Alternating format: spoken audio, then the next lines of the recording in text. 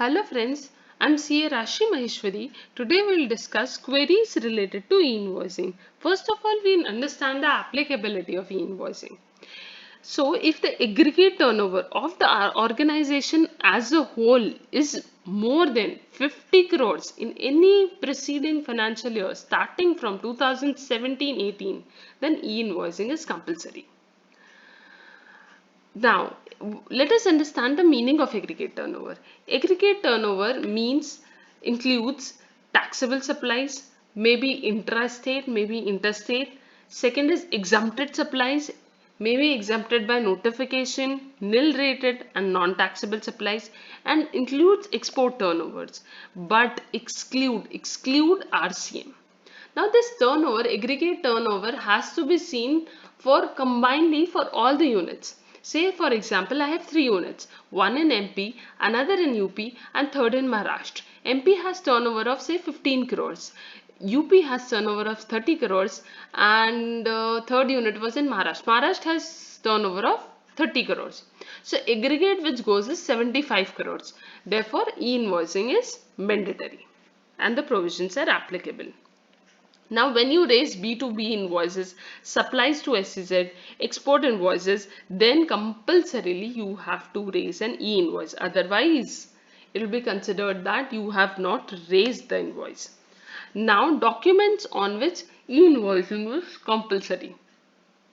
That is a tax invoice, debit note, credit note, export invoice. However, it is not applicable on receipt voucher, that is if you receive advances against the services, refund voucher, advances received as refunded, then payment voucher, that is when RCM is payable, bill of supply in case of exempted supply, and input service distributed, documents related to input service distributed, then this is not applicable.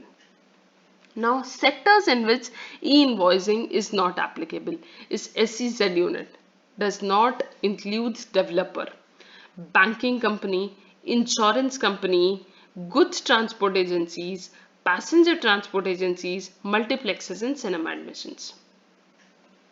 And this has to be checked entity wise.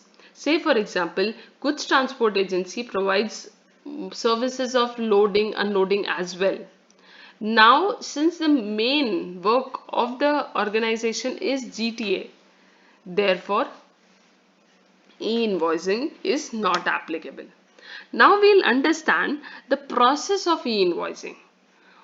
First of all, these invoices are to be raised on the portal called on the website called www.einvoice1.gst.gov.in. Now, what is the process? First of all, the seller, supplier means the seller, will first of all make the invoice as he used to make previously. Now he has to convert it into JSON file, JSON file. He'll upload that JSON files to IRP, that is Invoice Registration Portal. After uploading it to IRN, then automatically a QR code will be generated and invoice reference number, that is IRN number, will be generated. Now the data is sent to IRP portal, that is invoice registration portal. What this IRP portal will do? It will validate the data, generate a reference number, that is a specific reference number, IRN, invoice reference number, sends this invoice and uploads it to a GSC system. It will add a QR code. It will sign the invoice JSON file and pushes the data to e-way bill. Now the e-way bill will automatically be generated. It will save the invoice and auto-populate into the GSTR1 as well as GSTR2A of the buyer. Now buyer can check by this QR code. It also contains invoice reference number, that is a unique number.